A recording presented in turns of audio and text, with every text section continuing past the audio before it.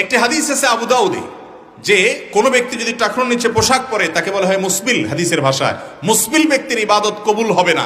এই জন্য অনেক উলামা ইকরাম নামাজের আগে এটা গোটায় নিতে বলেন। অনেক মসজিদ ইমাম সাহেবরা ঘোষণা দেন যে যাদের নামাজ টাকনুর নিচে প্যান্ট আছে তারা উঠায় নেন, বলে কি বলে না?